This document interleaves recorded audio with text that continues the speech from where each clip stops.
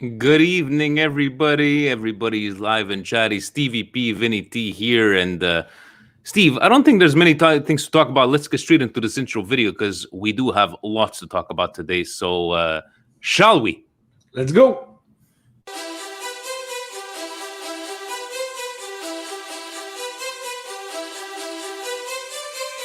You are listening to the Milan Weekly Podcast, the English voice of Radio Rossonera and Milan fans all over the world.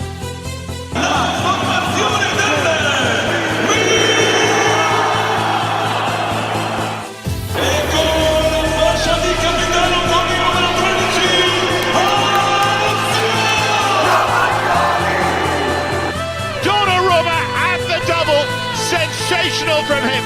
Rafael Leao produces a moment of utter magic. Teo Hernandez al gol! Teo Hernandez! Ancora lui! Una meraviglia! Ibrahimovic! Zlatan Ibrahimovic! Fuori classe assoluto! Cari amici sportivi, welcome yet to another edition of the Milan Weekly Podcast, here where we talk everything Milan from a masterful 3-0 win Milan, and where we finally, after many years, stick it to Juventus at Juve Stadium Milan. And well, we're not professionals. Nor do we pretend to be. Stevie P, Vinny T, always faithfully here. Monday nights, guys, already 55 live viewers. Everybody's in a happy mood. Stevie P, it's been a fantastic, can't say really weekend, just a fantastic Sunday. But before we get into it, we do have some our housekeeping stuff. And it did start it off as a good week for us, Stevie, because this week, the people were watching the Milan Twitch channel. They had on this episode, Autogol, which, pretty funny guys. And at one point, our beloved Presidente showing up on the Milan official Twitch channel. I was able to watch him on replay. A great feeling. And he didn't look nervous at all, did he? No, look, he was a little bit nervous. The voice was squeaky, but he admitted he was going to be nervous.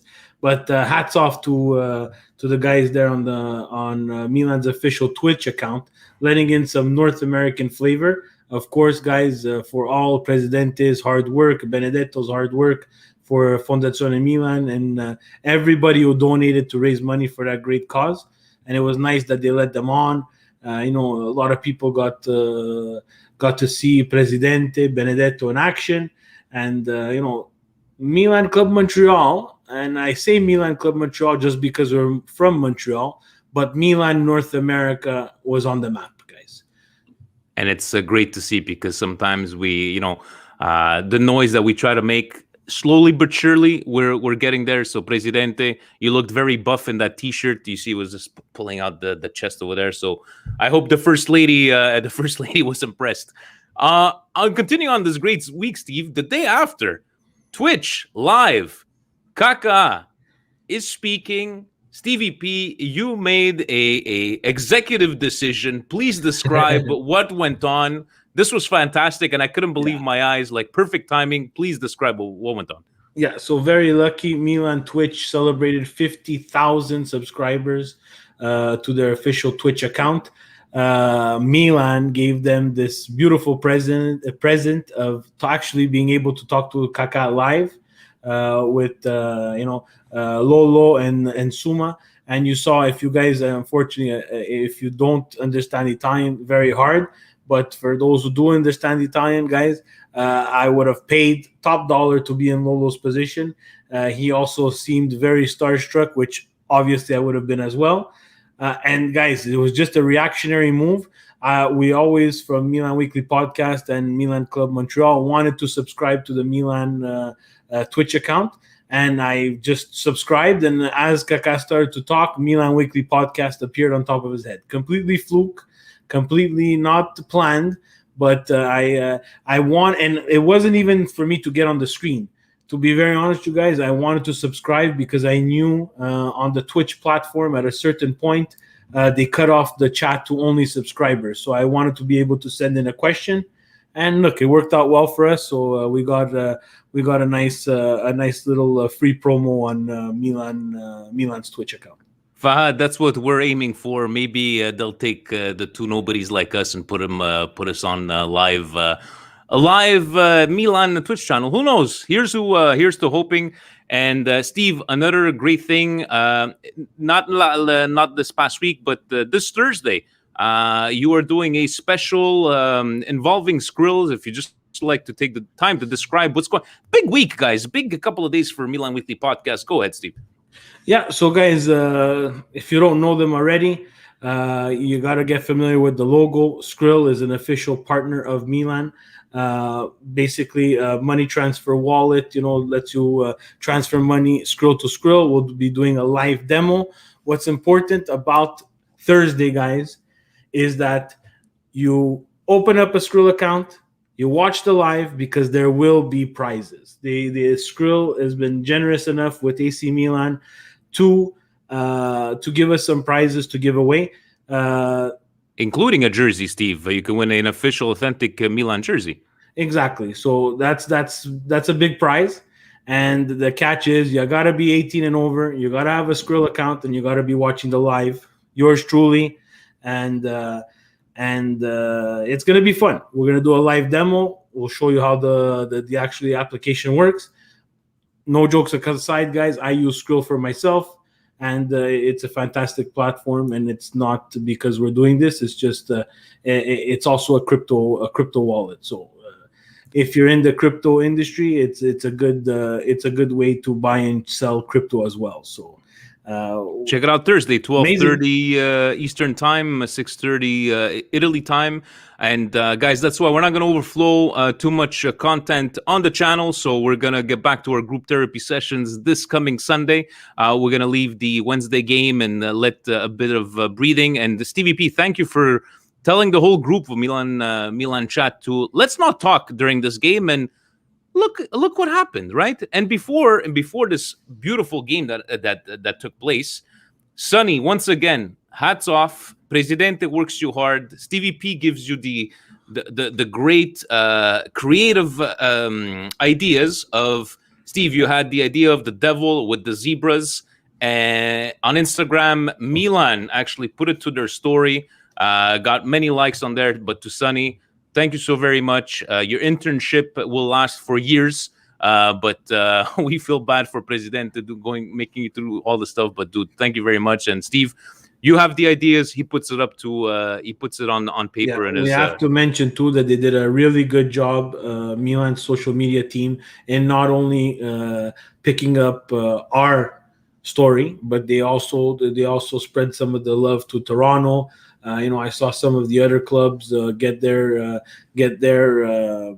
either story or post amplified by the Milan Instagram account, which is fantastic for us. It shows that they care about what we think here across the pond, and we've come a long way, right, Steve? Yeah, a very long way. All right, that's done for housekeeping. Stevie P, before we get into this game, I started off with this kind of question with the Patreons on an hour before. What were your feelings seeing this? Okay, Diaz starting, Çalhanoğlu on the left, and a lot of guys were like, is this if it works, he's going to look like a genius, and if it completely fails, he's going to look like an idiot. Then I was trying to put maybe an argument of like, preparing for this game, maybe prepare and show up with something that they're not expecting, but maybe take us through your original feelings looking at that starting lineup. I have to be completely honest with everybody. I hated it. Okay. I hated the starting lineup.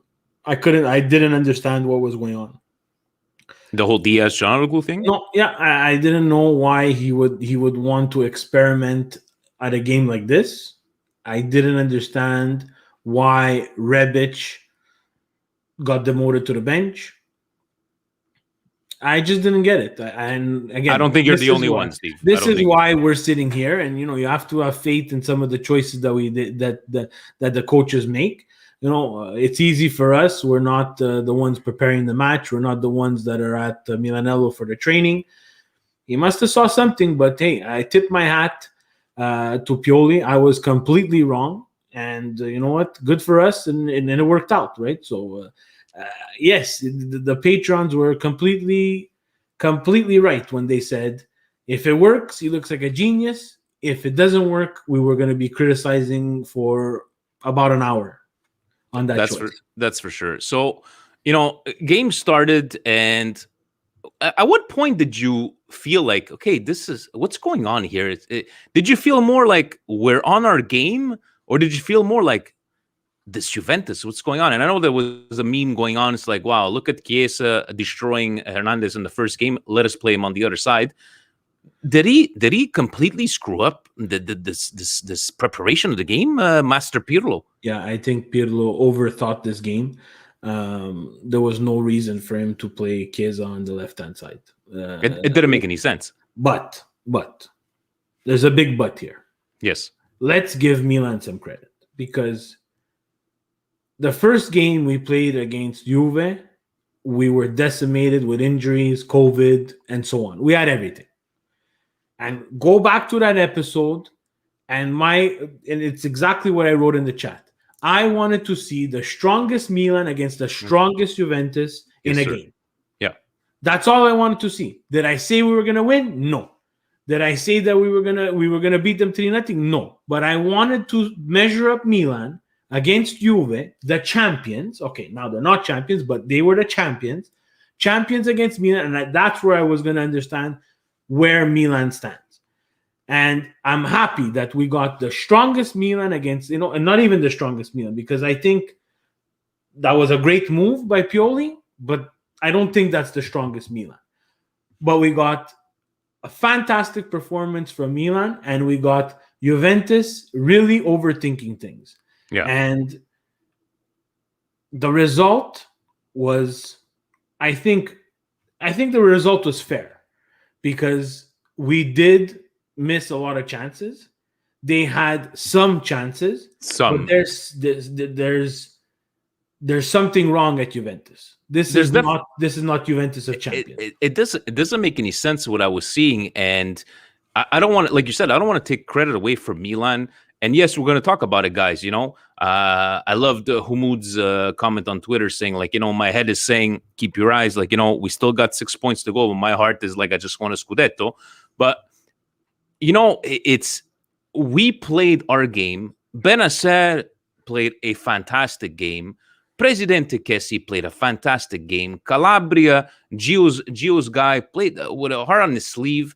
And they had no answer. I even wrote down a couple of notes. I wrote down, like, in the 20th minute, Ronaldo was like almost a one-on-one, and it's just the way Donnarumma came out. And then even like when Chiellini missed that header, they made it seem like he had missed by inches. He was feet away. Like I just. Yeah, but those are chances that we're not supposed to give up. Those we're prone to, and we're very vulnerable on set pieces. That's a bit on Donnarumma too, coming out like that. I get the performance, but there was a lot of scrap in the first half. There was a lot of not quality soccer from both sides. From both sides, yeah. At the beginning, Juve was pressing. It's easy for us to be happy, but guys, this cannot be first half. It's not Champions League football from both sides. And I'm not because I heard it from Capello and his tweets, and this is not the Super League of football. No, it was just not good. We were giving away the ball. They were giving away the ball. Yeah, it's like no one wanted the ball. So the pressure was on, and I get it. The pressure's on. Milan did a good job of containing whatever small pressure Juventus was able to muster. I don't think we were afraid of Ronaldo, which I was really happy about, because we let him have the ball sometimes. A bit too much space, but we let him have the ball. We just didn't look scared, and those chances, I remember looking at the first 10 minutes at a couple of corners back to back, and it just seemed like, okay, they're going to come at us. We got confidence in ourselves, and it just seemed nobody was losing, stressing out or losing their focus. And then in the end, Steve, Diaz's goal was just, we had started to get back into the game, and they were looking back at it. Was it this? And we're all like, is this a goal? Is not a goal? Coming back. I thought it was. I was very surprised. I was basically, guys. I usually watch the game at home. Due to Mother's Day, I was on the road, so I quickly made it to my wife's grandparents' house. And wow, did that condo complex have a rude awakening. My wife's grandparents, I don't think they're gonna ever look at me the same way again. I ran in the halls when he scored, and when they upheld the goal. There's senior citizens that live in that condo complex. It was a lot of noise. I want to say something, Steve. Valeri, we can make fun all we want. We can discuss the selection of Valeri, but he refed a really good game. I'm sorry. I don't know if I'm the only one that thinks like this, but he refed a good game. I just don't understand why he didn't call the handball straight, because you can see on the replays he's not even 10 feet away from there. But I found he refed for Valeri with his history of the way he been calling stuff when he's playing, when he's reffing with Juventus. But I found he reffed a pretty good game. I don't know if you have any comments about the Valeri's reffing. No, my sole focus was on Milan. I don't like to talk about the refs. I understand they have a hard job. The game is, we have the luxury of seeing things on slow motion. They see things, live speed, and need to make a call. Should he have called it, and should he have seen it right away? Probably yes. The thing is, my stance on the handball. There's no way you're getting your hand away from that ball. So that was a blatant, that's the rule, and then you know what? He made a play. VAR called him, and he called a penalty shot. But that's something that that's a game changer, right? When Kessie misses that penalty shot, you start to grip the couch a little bit more. You go look for another beer because he doesn't miss penalty shots. Were you worried when he missed? No, I was worried. Yes, I was worried because I thought the momentum was going to shift, and it didn't. To be very to say the absolute truth, I don't think Juventus was well prepared for this game. I don't understand them sitting Dybala. I don't understand them not involving Morata in the build-up play. Guys, this is from two guys that sit across the ocean, man. I'm not understanding the Chiesa on the opposite side. It's just not prepared. Overthinking, overcoaching, definitely. And the way we like to say, the soccer gods, you just missed a penalty. What's going to go on right now? But like you're saying, 5 minutes after, it's the exact same game. And then, Ibra takes a knock, gonna miss the game on Wednesday. I was reading up, Steve, that might not look as serious as what they thought, but because il gonfiato, il ginocchio è gonfiato, he's got a gonfiato. Guys, Google Translate. But Robo Rebic coming on. Steve, did you catch a glimpse of him celebrating that fantastic goal? No. This is a very good comment.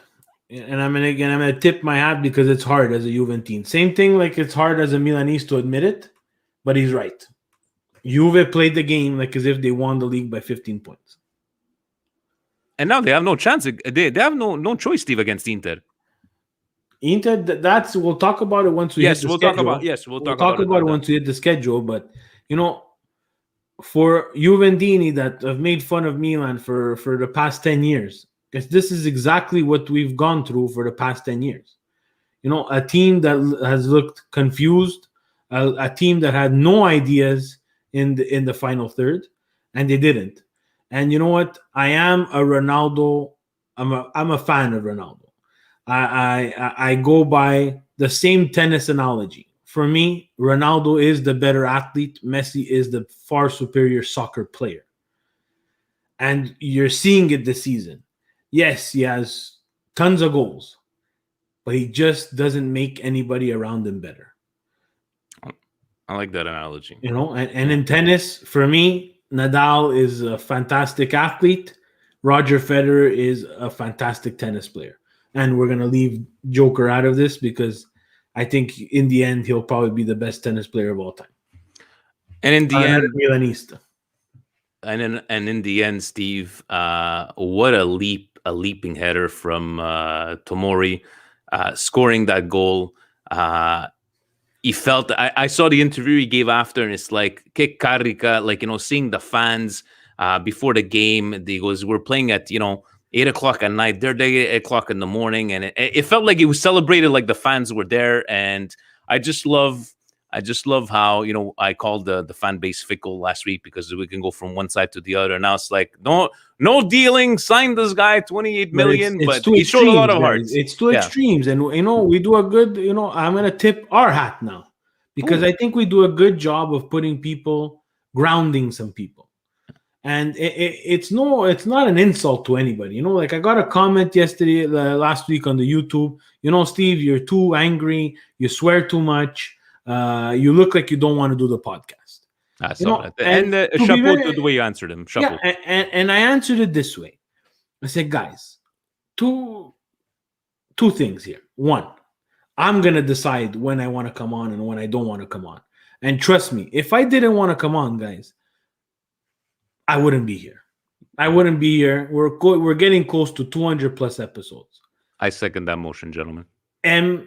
Am I angry? Yes, I'm angry because the performance against Lazio and the performance against Juventus, guys. That's what angers me about this team. And, we got the comments back. I got the comments back from Milan Club Chat. They're young, and I get they're young. But this is night and day, guys. Lazio, they had trouble against Fiorentina. You get that? Like, they're not that much.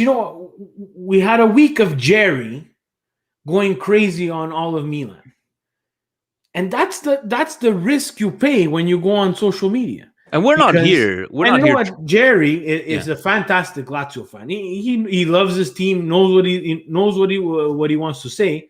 He knows he's taking a risk because they went from a super crazy performance against Milan where they dominated us. Okay, we're going to leave the Genoa game because that was just a strange game, to laying an egg against Fiorentina. You got to be able to take it, Steve. If you're going to take that risk, right? So, yes, we made, I shut off a couple of text messages to my Juventino friends, but it's friendly banter. But you don't see us here going on and saying, fuck Juve, ha, ha, ha. No, we're not like this. And guys, you know what? People have called Steve negative in the past. You know what? Yeah, okay, so we've lost some viewers. Are we ever going to change who we are? If you don't want to watch and you don't want to listen, move over to another channel. There's many Milan fans out there, right? But Steve will never change who he is, and he's going to say it how it is. Just the way I'm going to try to be that guy in the middle and get that conversation going. But stop calling him negative, because TVP, if he was negative right now, he would be. I can be. We could all be negative. I'm only negative because I think that this team showed against Juve and showed against let's say the Napoli, and showed against Inter that we could play. Steve, if you were negative, you would have came on today and say, but yeah, everybody thinks we won the Scudetto, calm the fuck down. There are times to be angry. There are times to be critical on a team. And there's times like today that, hey, you know what? Let's enjoy what we were able to accomplish, but let's not. I put this up. Let's keep our eyes on the prize. It's not done yet. We're not clinched for Champions League, guys. This is a long way to go. And I was gonna had given the suggestion, Steve, to go Atalanta. Here we come, and I'm like, Atalanta, here we come. Oh, we got Torino and Cagliari. I go, Vinny, where are you going? There's Torino and Cagliari. It's like I was already looking past them, right? Game on. Let's pull it up, Steve. Looking at guys, for Milan Twitter, guys. It's okay. It's okay, guys, that we have 3 good center backs. It's okay. It's fine. We don't need to cause a drama or cause polemic. That will leave it to the media. But for our own team, look at this rotation. Kerr was having bad, put in Romagnoli. Tomori was doing bad, put in Kerr and Romagnoli. That's what we need. Is that a bad problem to have? And remember, our part of the season that 2 of them hurt, and what do? Right? So if you're gonna go, if you look at the squad that we had, and you guys remember the rotation. Europa League, we stopped months ago. Imagine if we had that whole rotation, right? So it's a good problem to have. Stevie P, Atalanta, going through Benevento, Genoa, and then us in the end.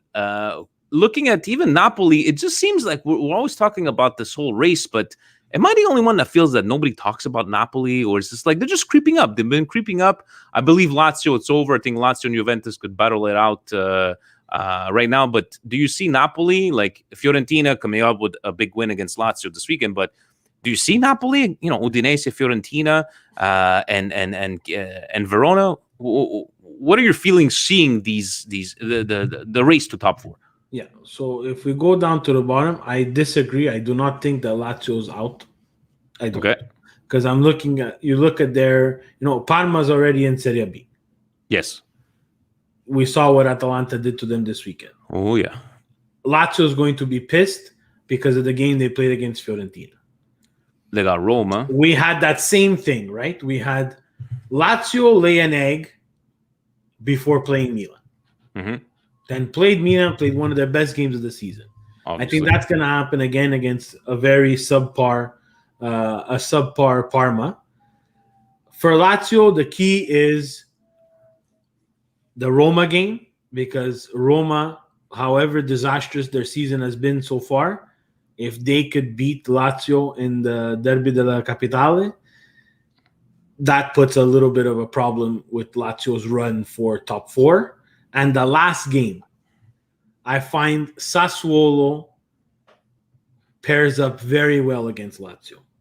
That's another. It's not a given 3 points. Has Torino even secured not going relegation? I know they're not really in danger, but it's not like it's a secured thing. So they need points as well, and they need points. But I'm not talking about Torino, not to disrespect them, because I'm looking at them. It's the last game of the season. I think they will be somewhat secure at that point.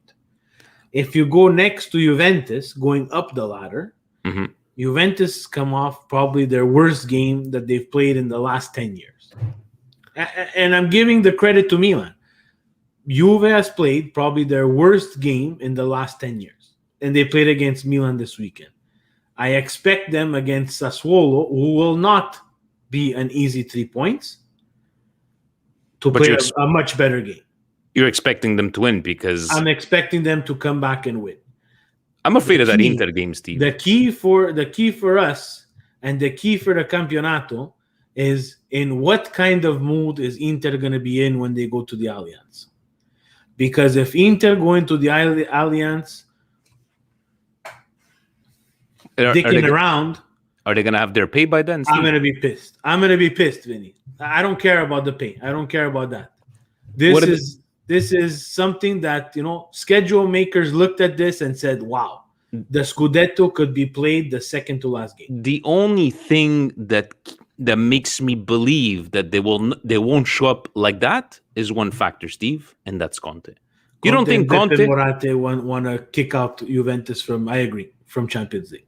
Right? So then Napoli, Udinese, Fiorentina. Fiorentina's been on a good form so far, but guys, we need these 6 points out of 9. There's no other. You know what? Let's get these 6 points. And the last game against Atalanta, let's stick it to Gasperini, to Dancing Gasperini. Let's even secure second spot. But before we get there, we need to concentrate on Torino. There are no easy points, whether it be the 37th game, the second game. So, again, that was my apologies, thinking already ahead of Atalanta. No, we got this Wednesday, we got Sunday, and then the end of the season, and we'll see where we'll go from over there. I don't know if you need... The trap game for Milan is this Wednesday. Did you have anything to add from it? Because we have many questions to go through. Expecting this week? Is everybody playing Wednesday, or is it like Tuesday, Wednesday, Thursday this week? Tuesday, Wednesday. Napoli plays tomorrow. Napoli plays tomorrow. So we'll be watching, especially all these results. Steve, let's go through these lots of questions, positive questions, and as we're talking, brand new Rahul Singh, brand new Patreon, and asking us a question at the same time. Welcome. So let's take it up to our first guy that reached us on Patreon, Andre. Hello, Vinny and Steve, and to all Milan fans. First of all, put back the graphic. Oh, sorry, this one, or the? Oh no, sorry, Art Things. Yes, thank you. See, that's why we're two partners in crime. Thank you very much. First of all, I would like to congratulate everybody with a massive win. I love how he's congratulating all of us for the massive win last night. That was one of the best joys of the season. I don't want to ask the board question about Milan in top 4, but instead let it be this one. I know that Inter is merda and so on, but should we take an example and do similar? Look, Spalletti made 4th with Inter and was sacked. They've chosen a top coach. As a result, they have Scudetto, silver medals, and Euro Cup finals in 2-year terms. Should we not wait for Pioli to grow up and instead give a full preseason to a top coach? I don't want to mention their names, but for my own wish, Sarri and Allegri could be in the wish list. I like what he brings up here, Steve. Like the way Inter said, they've qualified. And then we've come up to say, there's one thing we haven't done in all, 10 years. We haven't been consistent with coaches. What do you say about Andrei's question there? I can see both sides of the... It's a very good question. I'm always the one to leave Inter on its own because Inter is its own different animal. They're not Pazza Inter for no reason. They do things very unconventionally. Milan is more of the Milanese side where, we've had a long tenure of coaches, right? We've had, in the past years, it's been a revolving door. But Inter have always been changing coaches. They've always had that revolving door of coaches, never lasted very long. Even with Mourinho, won the tripletta and he was maybe gone a year or two after. You won the tripletta and he's still gone a year or two after, right? It's the game now. The coaches want to move on. I will say this. There's going to come a point in time, wherever we finish this year, if we finish in Champions League, if we don't finish in Champions League, there's going to be a point in time where Pioli will have, I'm not going to say overstayed his welcome, because I think he's done better here than he's done in his past jobs, whether it be Lazio, whether it be Fiorentina, whether it be Inter. I think he's done better. Yes. But is he the one to take us to where we want to be, the glory of Champions League and the champ? No. I'm going to be honest with everybody. No. And you have to be honest with yourself. It would be a miracle. It would be a miracle, but Milan, they cannot take that. Is there a slight chance that he could somehow go over that bump? Yeah, there's a slight chance, but are we in a position that we can take that? Who knows? But I get what he's saying, and I get to what you're saying. So we'll see. We'll see if we have money to pay for these top tier coaches. Steve, on a side note, Mourinho, Serie A. I know we didn't talk about it. Good thing for Serie A. Surprising for you? Good thing for Serie A in the newspaper. I don't think it's a good move for Roma. Me neither. Anwar, best therapy session yesterday. Positive thoughts, bringing positive results. My cat Luna does good luck for the second time in a row. Yes, and we had Peppino as well here. We can't forget about Peppino. What do you guys think of Hakan's game against all the top 6 teams this year? Are you satisfied? Because I'm not, to be honest. I want to see more from him, and to summarize my 3 years watching him play, always waiting for more. Are you more for keeping him or going for a better quality player if possible, ensure regularity? I think besides the run that allowed Rebic to score from distance, I saw him tracking back a little bit, losing so many balls, almost intercepting for Juve, and this is not enough to Serie A or Champions League in my opinion. What do you guys think? Big up to the fans that showed up yesterday to give the players a look back on what the shirt means and never failed nor stopped for the last 10 years. Fans are the true heroes of our dear club. Bravo, gave me chills watching them early in the morning, yet committed. Fino alla morte, Forza Milan. Maybe Çalhanoğlu yesterday, yes, we're all happy and everybody had it, but Çalhanoğlu did not do anything out of the ordinary, Steve. I don't know if are we gonna go back to this repeating ourselves over and over again? The definition of insanity is trying something over and over again and expecting a different result. Is it time, or do you sign him for a cheaper price? Because let's not kid ourselves, guys. We can criticize Çalhanoğlu, but Çalhanoğlu is still above average player, Steve. Let's be honest. Is it a player that you just want to, if you're going into Champions League, do you not want to have that guy, as there as your bench, a guy that's been there for many years? It's a hard question to answer. No, I don't care too much about Çalhanoğlu. I think if we're going to Champions League, there's a couple of upgrades that need to be done, and one is at that position. Hakan is not the number 10, a number 10 at Milan. He does show up from time to time. Yeah. But it's the consistency that we're missing, right? And he brought up a good point. Against the top 6, again, I split his season in threes. He'll show up, he'll disappear, and he'll be inconsistent for the rest. He'll give us those great performances. One day yes, one day no. And that's not good enough. If for Champions League football, and to actually, before we get to Champions League football, you want to win a Scudetto, you need consistency.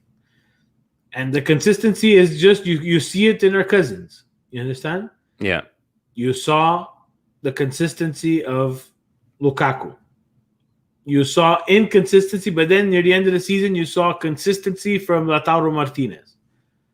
You got a guy like Eriksen playing half the season and from the bench, and then all of a sudden he's after he scored that goal. But the difference of quality of players, right? But no, I think there might be a lot of big decisions to be made depending on these results in the last couple of games. Tim, first of all, beyond happy with the game, Vinny and Steve, can we get Tommy on for at least 10 minutes today? I think whenever Juve is in the talks, Tommy needs to be there. Forza Milan. Timmy, I don't know if you caught, as soon as we went off the air, we're about to go off the air on Patreon. Who shows up out of nowhere? Tommy. I let him speak for about 5 minutes, and he was all happy. So Tommy time is going to be reserved for Tommy time specials. But sometimes he comes in clutch, Steve, to Tommy. Yeah. Mike, the Ultra Tifosis need to follow the team bus more before each remaining game. Don't think the players, they played a game this year with that much grinta. Whatever the secret recipe is, I hope Pioli can cook it up for the remaining games. The minute we qualify for Champions League, Maldini and Gazidis better be on the first flight out to London with hat in hand asking Elliot País holiday. I'm a firm believer in not counting chickens before they hatch, but I'm familiar with a sports business cycle. They're probably already into the 4th or 5th iteration of the 2021-22 budget with different finishing position scenarios. That being said, what do you think our priorities are, and how much are you allocating to each position? In my opinion, get Gigio settled, then in order of priority: central forward, central attacking midfielder, and a right midfielder. Gigio has to be priority number 1, Steve. If he wants to sign. But forget their intent. Gigio has to be priority number 1, like say money-wise. Yes and no. Center forward? What would be your center forward? It has to be a definite because we don't have one. We need someone to play, to be able to play with Ibra. We also need someone to back those 2 strikers up, which we don't have. And it's talking about attacking midfielder and right midfielder. We need a winger. That's Hakan. He's saying exactly what we just said before. That's Hakan. We need the upgrade on Hakan. And you need someone at right wing. We've always said that from the beginning, from the winter mercato. We need someone on the right wing. Will it be Diaz against Torino? I don't know. I think the rumors are that he will be starting. I don't think he's got a choice right now after a good performance. But guys, I can understand the excitement, but let's not kid ourselves. It's not like Diaz is giving us 5-6 games in a row that he's played fantastic. He played fantastic. Yeah, the game of his Milan career against Juventus. And he's a straight loan, right, Steve? Correct me if I'm wrong. Yeah, dry loan. Gio, keep up the great work, guys. Great team performance. Calabria, Futuro, Capitano. Also, did you see what the goal meant to Tomori? I don't see him leaving. He is also learning Italian. That win was for greatest of all time, Baresi, his late birthday gift to Forza Milan Sempre. Next 2 games are the most crucial for our season. P.S. We need Tommy time today. I guess everybody needed some Tommy time in that one, but we'll keep Tommy time for the next Patreon special. But Gio, now he has the question. He just likes to give us the props and always wearing the classic shirts. So Gio, keep up. We'll talk to you on Sunday. Fabio, good day, boys. What a glorious Mother's Day it turned out to be. We all thought Diaz in the starting lineup was curious. This isn't the time to try new things, but Diaz came through with an amazing performance, showing us Padre Pirlo knew best all along. Super sub Rebic scored a beauty, and Tomori picked up a great game to get his first goal with us. Great performance. We're all hoping that we would have. For the game on Wednesday, is Diaz getting the start again since Ibra will be out? Are we going Rebic or Leao as the striker? Forza Milan. And he goes, PS, did Mandzukic score? Thank you, David. So David is still believing, Steve. He says maybe you're going to get La Tripleta in one of the games. But what do you say to Fabio saying, do you go with Leao as a striker or Rebic? What? Rafael Leao? Guys, please. Who he's putting a striker? Again, they're gonna get mad. No strike. They're gonna get mad that I don't address the question. Guys, Leao is not in the picture now. Who would you put the striker? Rebic? Even though he always plays better off on the wing, or do you try to go without anyone else? Would you try to go without like a natural striker? You can. It's a false nine, but Rebic is that false nine. He's not a natural striker, so with Ibra getting hurt, guys, it's a big problem. It's Rebic, and that's it. He's the only one who can muster up something in a position that he's obviously not comfortable in. But Leao, guys, has not shown. Leao doesn't get into the Juve game. Nahar, it's been a while. Hello, guys. Congrats on the needed win. 3 more to go. Did Pioli and the team show maturity, or was it Pirlo? How much better can we be if we had a good number 10? Ciao. Did we show maturity, or was it Pirlo? I think we got to talk on both sides, right? We don't want to diminish, like you were saying, Milan's performance, but Pirlo got this one completely wrong. And we say Pirlo got this completely wrong. Juventus players didn't do him any favors. That's yeah. We're always saying Pirlo. We're saying Pirlo because he's the coach. He's the one who needs to prepare for this. Like sometimes we say it's Pioli. It's not really Pioli. It's the players need to come to the game and want and show some grinta. They didn't show any grinta. But like the choices of a Chiesa, which I'm sure there was a reason for it, right? We're not going to be here and say that we know what it is to coach. It just there's a lot of stuff that just like Pioli sometimes would raise our eyebrows and like, what the hell is that? We did. He did the exact same thing, and it didn't work for Pirlo, but it worked for Pioli. He took someone and he put him completely on the opposite wing that he dominated the first game for somewhat reason I don't know. And Pioli decided to start someone who's not a natural striker up top next to Zlatan and start fiddling around with the formation. Did he really fiddle around with the formation? I don't think so, guys. I don't think Diaz they were pretty loose there. on the floor. They were moving around and they were a bit. Yeah, they didn't show their hand too often to Juve, which I think confused them a bit. And you know what? That's the game of the game. Sometimes the manager gets paid top bucks to make decisions, and Pioli earned his money this weekend. I'm going to repeat, I was really pissed off when I saw the starting lineup. I didn't like it at all. And like I said, you weren't the only one. Husney, hi, Vinny and Steve. Glad to see a win over Juve. And Stevie, it was Husney that came out of nowhere where I asked, your dark horse, your goal scorer. He goes, how about a nice header from Tomori? It would be nice to see him get his first goal. So, Husney, that one's to you. I like his question. Do you guys expect a weaker Juve and stronger Roma with Mourinho in the next season?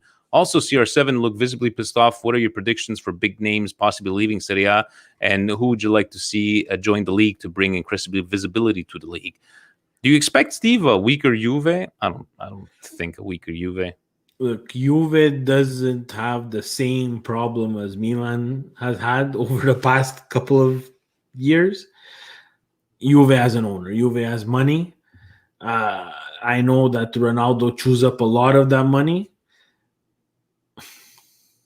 It's a complete rebuild for Juve. They've made some really, really bad signings. Ramsey 7 million, Rabiot 7 million. Weren't able to sell Higuain. Weren't able to sell a ton of players that were a little bit long in the tooth in terms of age. No one really wanted them, and they weren't able to get rid of them because they had such high salaries. So that's everybody who loves the free transfer. Try to get rid of Ramsey at 7 million. But I don't see a team like Juventus taking those, like Milan with the free transfers, where it took us many years and to really get out of this rut. I don't see Juventus taking many years to really change it up, right? It all depends on it's Ronaldo holds the keys. If Ronaldo and Juventus want to continue this journey again, they're going to suffer again next year. On a side note, guys, you were talking about Ronaldo and the big names in Serie A, and this is an interesting thing. I spoke to Milan Club South Africa, Steve, and if it wasn't for Ronaldo, they said Serie A was not visible in South Africa. We're not talking about a third world country here. We're talking about South Africa. From 2012 to until he came to Serie A, there was no cable. They had to, stream and try to illegally do kind of stuff. So Ronaldo did bring eyes to Serie A, and hopefully, if these rumors, he wants to leave, whatever, we do need these big names because it did bring eyes to Serie A, and we need to continue because would it be in Champions League, in Europa League? No, I disagree. You don't think we need? You just think you need better teams and going all the way? You need quality soccer. You need quality soccer, which we've got this campeonato. This is what brings the truest and the purest soccer fan. Ronaldo, did he bring other eyes that would not watch Serie A? I agree.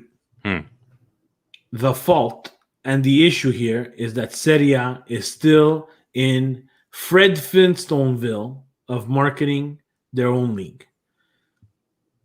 That I can't disagree with you with. They had Ronaldo, no big TV. Okay, we have ESPN Plus. No disrespect to ESPN, but go see NBC's contract with the English Premier League.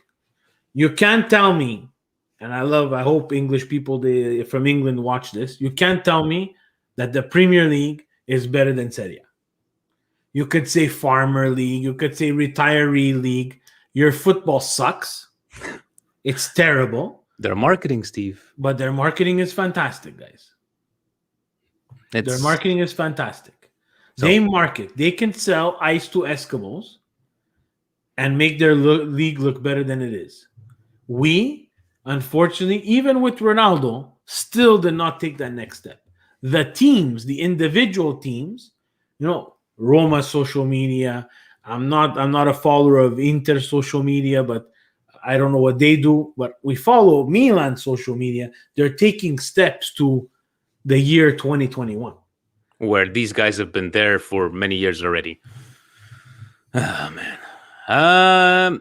Steve, Paulie H. And Paulie, thank you for grabbing a T-shirt. Much appreciated. Good evening, guys. How impressed are you with the partnership of Kajar and Tomori? They seem to be getting better and better. If Tomori continues his form for the remaining 3 games, could he be a late call-up to the England Euro 2020? So given the move to 26 members, surely would boost his development further.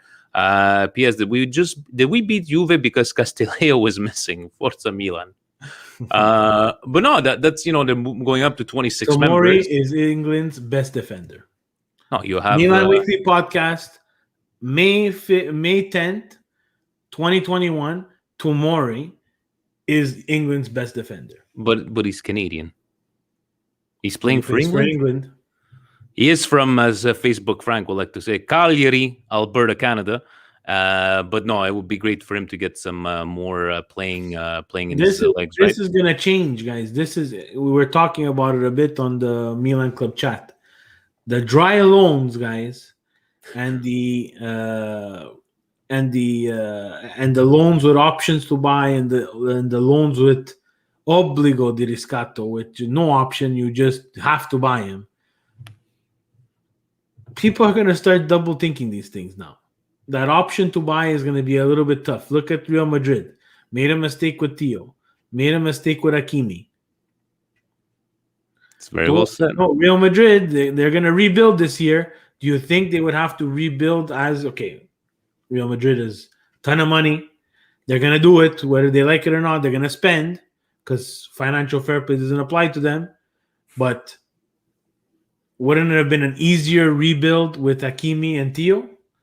They chose an aging Marcelo and whoever the other guy, Carvajal or whoever, Barbasol, whoever they had on the right-hand side. And now you're seeing Milan again be very, very, very, very sneaky with Tomori. Because you didn't know who he was. I didn't know who he was. Everybody in this chat didn't know who he was. Yeah. And he turns out to be, yes, Milan Twitter, we pump and we make them the best that ever played the game. But half a season, guys, he's been playing some good football, and we saw him make mistakes. And we always said, if you're going to play the youth, you're going to have to live with the mistakes for a game like today against a game like yesterday against Juve, where he was fantastic. And these teams, Steve, in so many words, they need to trim the fat. And speaking of trimming, Stevie P, I don't know if you heard from our friends at MANSCAPED. Big news. Big news last the May 5th, I believe, Steve. The Lawnmower 4.0 has been released. Stevie P and I are getting ours very, very soon. But Steve, let me just let you know, this 4.0, I don't know if you took a look at it on the internet. Very, very nice looking 4K LED light, Steve, because just in case you like to shower in the dark, now you'll be able, we're talking about trimming, you'll be able to 1 to 4. So, if you want to have a medium-sized bush, a very short bush, you can choose that different kind of size. And Steve, wireless charging. How great is this, right? Still being waterproof, and we'll be able to, I believe in their kit, I would have to double check, but the cologne, and you got the cologne last week, I believe you were showing us, but any experiences from that product, we will show you guys live here when we do get the Lawnmower 4.0. And for Presidente, it's a good thing that he can go from size 1 to size 4, just in case he wants to trim it from over there. But great stuff from our friends at MANSCAPED. And guys, don't forget, free shipping, 20% off, MWP for the code. But Steve, how's that cologne smelling? I don't have the cologne. Which one did you buy? Oh, no, you bought the body wash. The body wash, excuse me. Body wash and the foot de-smeller. And have you had a chance to use them because you were taken out of the box the last time? For the foot, the foot product is very good, and the body wash is very good. And look, guys, these are companies that don't stop. We gotta tip our hat again. We're tipping our hat a lot this episode, but tip your hat to a company like Manscaped, guys. They give podcasts like us a chance to promo their products, and they don't stop getting better. Now 4.0 wireless trimming, they listen to what people have to say, and they give us the opportunity to rep their product. I know for you guys it's a little bit of a break, but for us it's nice that we can make it a little bit more professional and talk to you about a product like Manscaped. Who also, guys, if you're from Montreal, look at it. Look in the back of the ice. They sponsor the Montreal Canadiens, right? So I'm not saying Milan Wiki Podcast is the Montreal Canadiens, but hey, we're close. And you give us a code, MWP. You save 20% and you get free shipping. Canada, manscaped.com, guys. Check it out. Let us know, and we will let you know when we get ours, and we'll test it out for your. We're doing this for you guys. We're not doing this for us. To the other questions on Patreon, David Fanta, Steve, as you like to call him. Hi, Vinny and Steve. Still glowing over yesterday's result. To be honest, I never expected it. I'm thrilled they pulled themselves together and won convincingly and emotionally.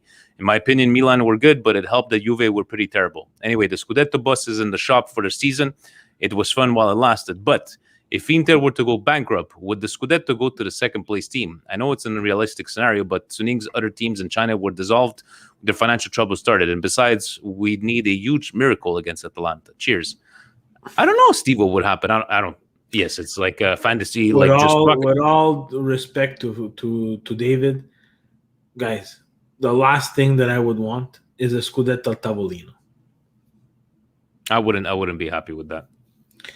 And it's not. We would be all hypocrites, right? We always forget Milan being second. Forget Milan. But do you know what the ruling would be? I don't know what the ruling is. It would be, and again, no disrespect to David's comment, it would be absolutely devastating to the league. So we got to look at it as like, hey, people are gonna laugh. Oh, Inter went bankrupt, or they can't pay their players. I choose not to go that way, because it's damaging to the league. And again, we wanted from the last time, we wanted a strong Milan against a strong Juventus. We got it. Serie A needs a strong Juventus, a strong Milan, a strong Inter, a strong Roma, a strong Lazio, strong Napoli, That's why I don't believe. and strong and a strong Atalanta. As much as I hate Gasperini, they need competition, right? So because of that competition, I don't know what the rule goes, but again, I would be a hypocrite if I would say that I would enjoy that Scudetto. I wouldn't, because if we're gonna make fun of Inter with exactly, those we Tavolini, make we're fun not of gonna take Inter it. with their Scudetto Tavolino, and Juventus counting Scudettos that they don't have. And that's why I laugh when I don't know what the guy's name is, like, oh, Juventus with this Super League, no Serie A for them. Look, dude, honestly, if you think you're going to, you're gonna get rid of Juventus in Serie A, you think Serie A is gonna continue doing the way they're doing, but story for another time. Please post this comment and see if you agree. Everyone in Premier League is overhyped. Look at Phil Foden and look at Vlahovic. This guy scored 21 goals and no one cares yet. Phil Foden, one pass, world class. Marketing. Phil Foden's a good player, though. Yeah, but it's true. Like two different players there, Mike. You can't compare. Stevie P at Gio says it's PEDs, Gasperini. It's dancing Gasperini. I don't care about the PEDs. Everybody does PEDs. They should just make them legal for everybody, and that's it. Let's go. Greg, even the Kentucky Derby horse had PEDs. The Kentucky, I thought you said Kentucky Fried Chicken for whatever reason. The winner of the Kentucky Fried Chicken, the winner of the Kentucky Derby today, they said that his horse, the horse was on PEDs. He was shooting. Yeah, Man, good for him. And the guy was saying, "Oh my God, I feel bad for the horse." Like the horse gives a flying rat's ass about what happened. The guy is on retirement. Like give him like some female horses and like let him go to, and that's what they're gonna do, right? They're gonna use him to create more little horses.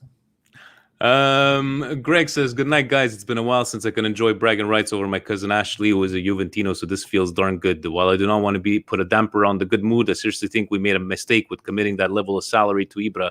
I'm afraid that it will be upset the balance in further negotiations for players like the Kessie Benacers. Reality is that Ibra should not be expected to play 38 league games in addition to Champions League and or other cup matches. The elephant in the room. The Capitano no longer commands a first-team place. How do we resolve this? Do we make this a business decision, or are we swayed by sentimentality and emotion? It's hard to answer. It's because he's been... Guys, I'm sorry if Ibra wasn't there this season. I know he didn't play all the games, but, reading stuff like Benacer today saying, like, when a guy like Ibra tells you die and bleed for this team, you got to give your 200%. I get where he's coming from, if the salaries and the guys like the Cassis and the Benacer, but we always try to been saying, Steve, with our heads, it's a business, but are we letting the emotion and sentimentality concerning Ibra?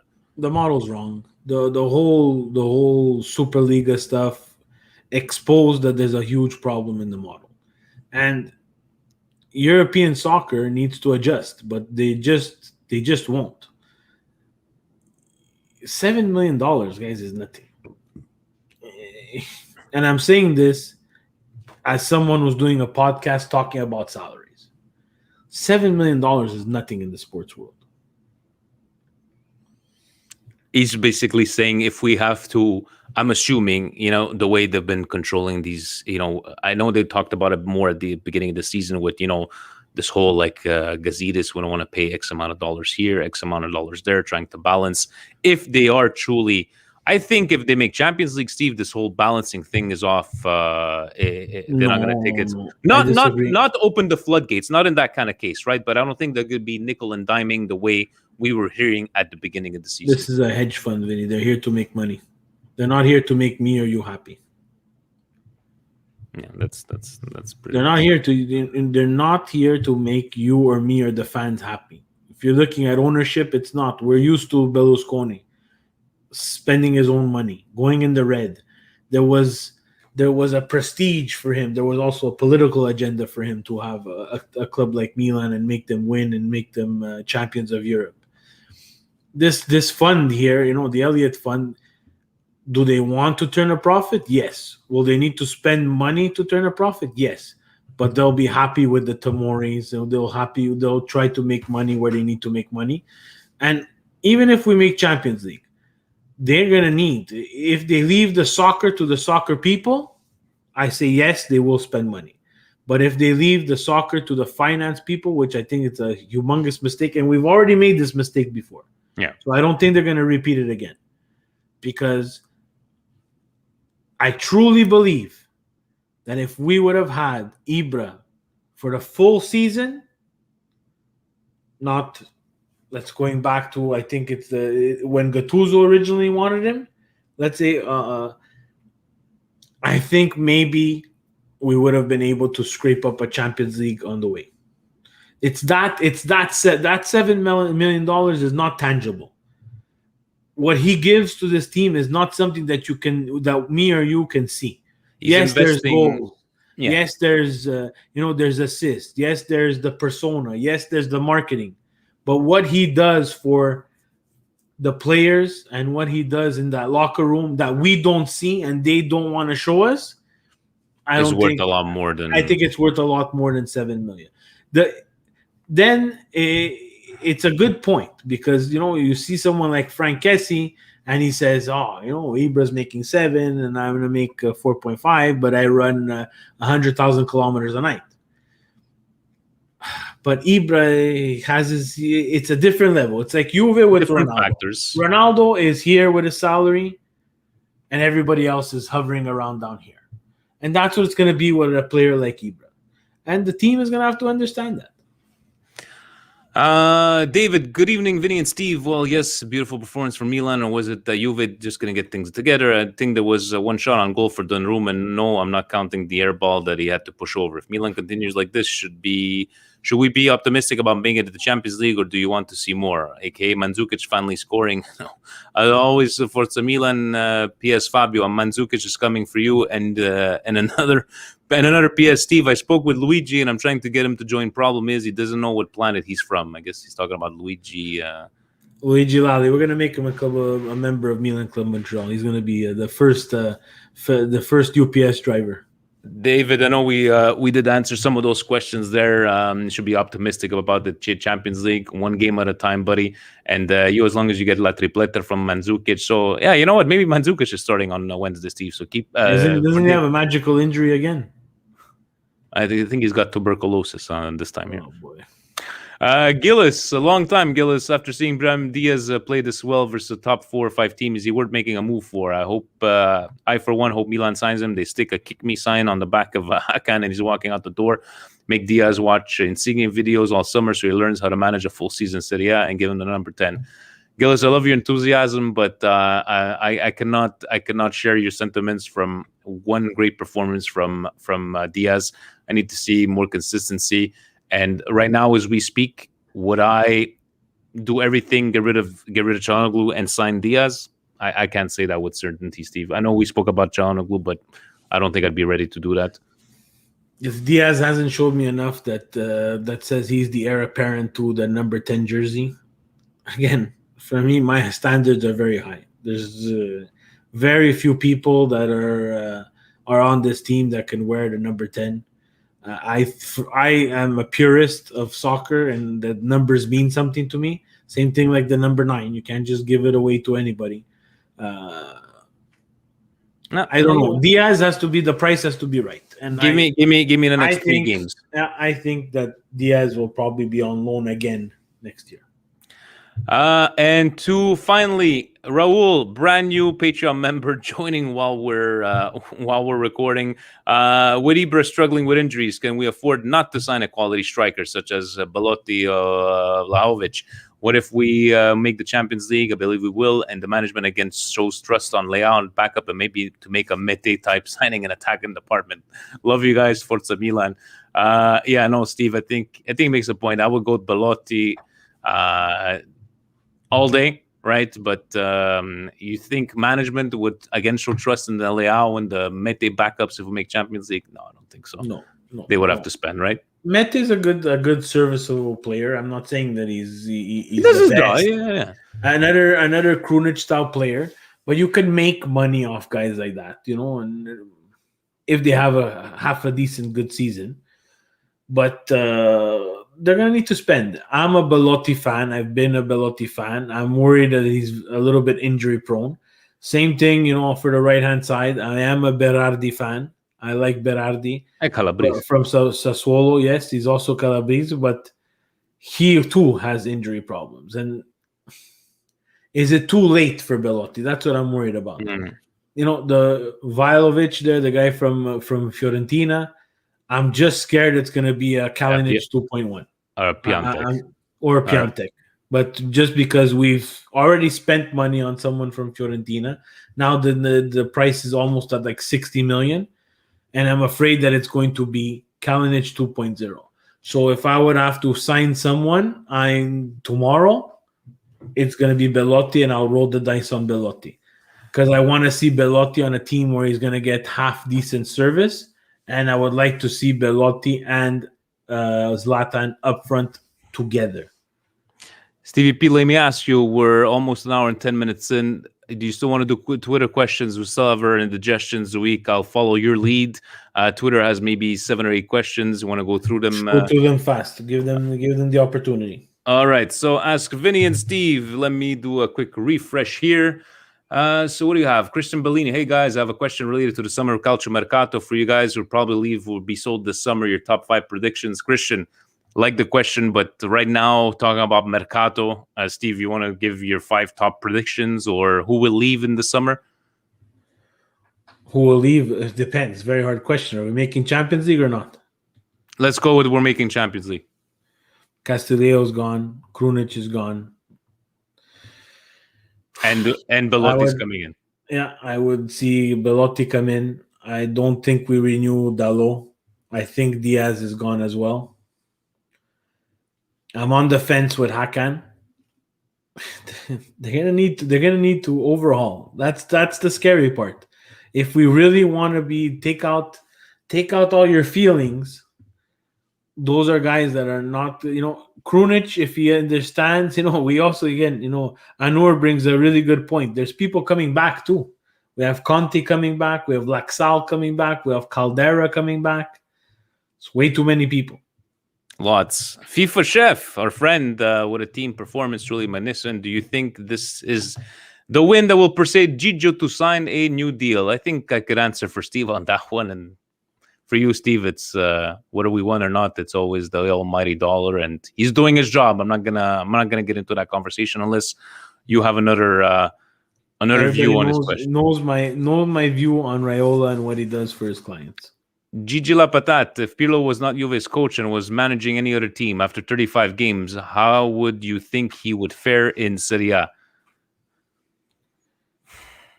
Pirlo was just put in a very, very bad position. I don't blame Pirlo for Juventus. I blame Juventus for putting him in that position. Pirlo was put in a very, after winning the Scudetto with Sarri and being too pig-headed to continue with Sarri because he wasn't the image of Juve, they decided to put someone who's never coached before. This is someone less experienced than Inzaghi when Inzaghi took over Milan.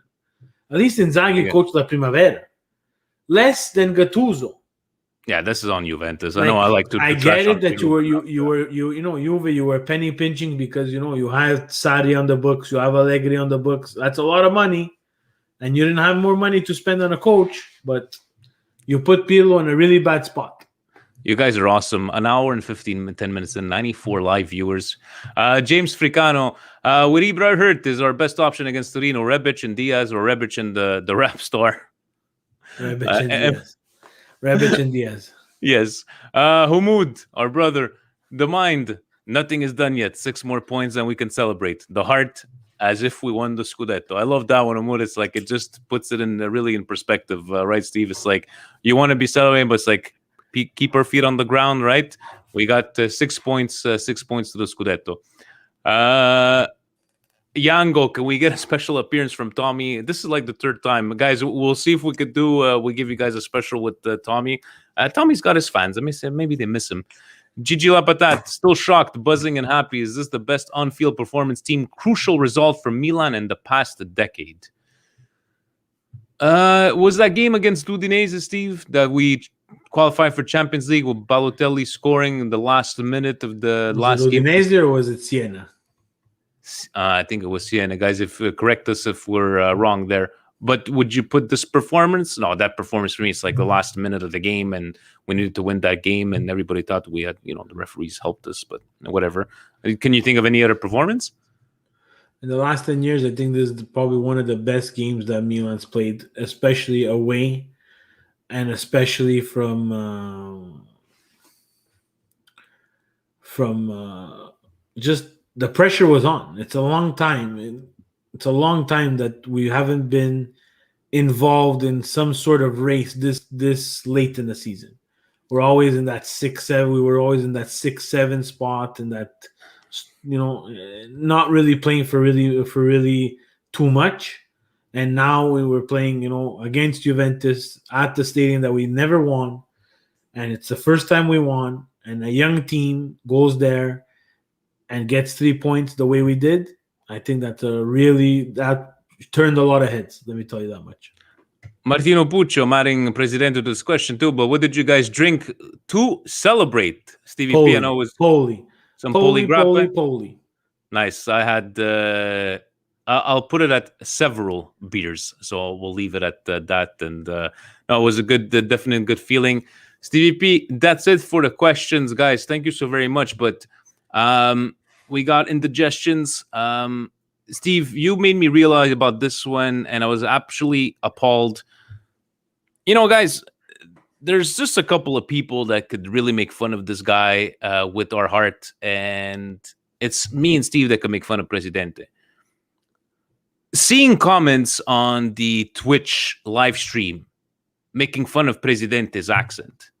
You know what, motherfuckers? How do you speak English? And Presidente speaks 3 languages. And what? Because we're from the South, we don't speak as fucking good as you? Fuck you, okay? And it was just kind of disgusting. And I just like, you know what? Presidente, he's our Presidente. Stevie P will make fun of him. I'll make fun of him. But nobody else is going to make fun of our Presidente. We're proud of him. He showed Milan Montreal directly on the Milan Twitch. That's my indigestion of the week. And always with the separation of the North and South. I know they're not all like that, but fuck them. That's my indigestion of the week. That's a good one. For me, it's Sky, their graphic where they forgot to update Milan's points and left us in 5th place after we beat Juve. And also, I'm going to give it to, I forgot again, I always forget to take down the person who tweeted this out, but it was funny. I think it's Gazette or it's one of the newspapers, and they do their rating of the people in the game. They gave Hakan a 7. And in his rating box, instead of talking of how good he played, hey, Juve would need a fantastic player like this. He would be great behind the 2 strikers. You're giving a grade to a player who played for Milan against Juventus and beat Juventus on how he would fit in nicely with your team. Where have we come with news reporting and newspapers in 2021? This is where we're at, Steve. This is exactly where we're at. Steve, our brioche of the week, it cannot be more than... I'm going to have to go with Tomori's reaction and Tomori's interview at the end of the game, just talking about the fans and how great it made him feel. Just that, seeing him celebrate like that, thinking, there's even Diaz running to Pioli, like he's just picking up his kid or whatever. But any good feelings for you, any brioches of the... yes, Presidente is great. 3-0 against Juve. Because... we work so hard on this podcast to give you guys the honest truth and fight off all these stupidities from all these other fans and social media trolls. And there's a small, minute community of these trolls. But generally, you have good conversations with everybody. And I was able to talk. Magically, my street, Pierre-Louis Panet, everybody who was Juventus fan didn't come out yesterday. Because they knew they were going to feel the wrath. Friends didn't even call me. My Combari just wrote quickly in a chat. Just got smashed by Juve. Now watching the Habs lose again. No one wanted to talk to me because this is 9 years, guys, of built up anger towards Juventus and built up anger towards people that I had to have these absolutely stupid conversations with, to finally beat them. Strong team against the strongest team against strongest team. No dubbi. There was nothing. Zero. There was no dubious call. There was no Montari goal. There was no nothing. It was 3 beautiful goals. Each one was, each one showed a weakness in the Juventus army. You see the Diaz's goal, and I watched them over and over, guys. I'm not going to lie. I watched them over and over. You see Diaz where Juve doesn't leave people that open in the box. And especially to take someone on and curl that against, Szczesny, who's been a half-decent keeper for them. You see the Rebic goal where they lose the ball in the midfield and our midfield's taking over their midfield and Rebic stone cold. And then the Tomori goal is the cherry on the cake because Juve's strength and dominance has always been the center of their formation. Their midfield has dominated for 9 years. Their center backs have been the best center backs for the last 9 years. He put him in his pocket on that header. And you saw that Chiellini, unfortunately, this has to also be an eye-opener. I'm going to touch a little bit. I know we're very late tonight, but it's a long episode. This has to open a bit of Mancini's eyes as well, because we cannot go into the Euro with Bonucci sitting on the bench for a Juve Milan and Chiellini looking not even a tenth of what he's looked in the past 9 years. I think his best times are over. Even with De Ligt next to him, right? So yeah, I liked seeing Bonucci's face there on the 3-0, and he's just like this there on the bench, and because it was just that much of a performance, guys. And Juve sucked. Yes, they really sucked. And Juventini have even come to me. Maybe they needed 24 hours to digest. But just talking to some guys on the street, they said it. We sucked. And you know what? I can respect that. Because for 9 years, I've been saying that Milan has sucked. Yeah. And there's nothing wrong with that. And Juventus fan, like any Juventus fan that cannot realize that, right? I'm sorry, guys, you're not true fans. Nella gioia e nel dolore. And what did Del Piero say back when he went to Serie B? A gentleman doesn't leave his woman behind, right? So you gotta stick with that. Stevie P, anything else to add, guys? You're awesome. Still almost close to 90 live viewers. People don't sleep, Steve. People don't sleep, but always great to talk to you. Mondays we will have Wednesday's game against Torino. We're gonna give Nix a special shout out for letting us take Tomori on loan with option to buy for 28 million. Thank you very much for that. So, guys, Wednesday game, Thursday 12:30. Stevie P with the Skrill live demo with the lovely Andrea that you will be there presenting this whole thing. Sunday 2:45, but I will be on with the Patreon with our other group therapy session at 1:45. I know you guys like that, so I'm assuming Tommy will be on there. Stevie P, anything else? Wednesday, guys. Wednesday is a very key match. Wednesday's result, we need 3 points. Punto e basta. Ovunque e sempre. Forza Milan! Good night, everybody. Vincerai, non ti lasci